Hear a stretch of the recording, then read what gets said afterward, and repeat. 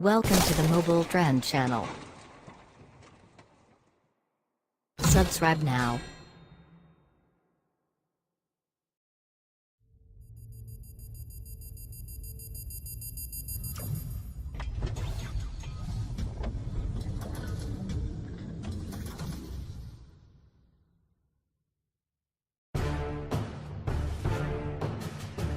Maricopa, Arizona.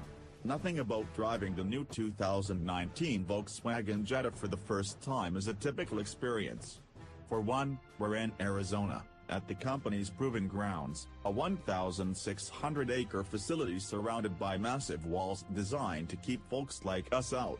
Inside are two Jetta prototypes, reproduction cars really, swathed in swirly camouflage with heavy blankets covering most of the dash and center console. And yet, here we are. Invited to a place we've never been before, although relieved of our cameras and smartphones, for security purposes. Now, other manufacturers have led us to their secret proving grounds on similar adventures, but Volkswagen hasn't in recent memory. At a minimum, it's an unusual move for an automaker entailing lots of risk that we might see something before we're supposed to. It's fascinating to take a peek behind the curtain. APG's senior director, the affable James Marcella, is eager to show us all the goodies he can. Having been here for 25 years, he's rightfully proud of the facility, which is used by all brands owned by the Volkswagen Group, even MAN, Scania, and Ducati.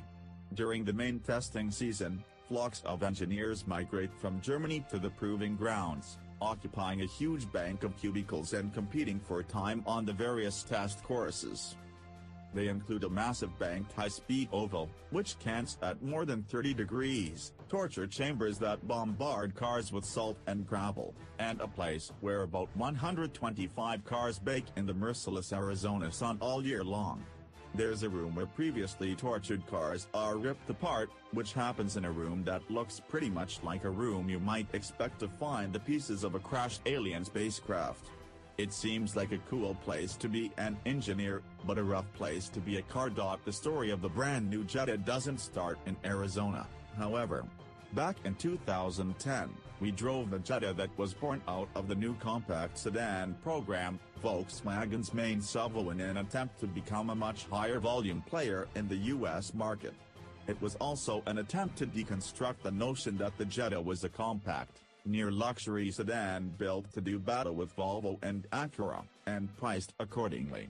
That meant that a contented, a nice way to say cheaper, Americanized, a nice way to say softer, Jetta built in Mexico and aimed specifically at domestic tastes. Cost-cutting was evident everywhere, at first glance, and was rightly a major preoccupation of our reviewer at the time. It was a preoccupation of buyers, as well. Jetta never reached the summit of the Corolla, Civic sales mountain. In 2013, VW spent some money to make the cabin look nicer, and in 2014 some of the powertrain economization was reversed as the Jetta ditched its boat anchor of a 2.5-liter inline-5 and adopted the company's modern 1.8T, as well as gaining electric power steering on most trims and independent rear suspension instead of a torsion beam rear axle.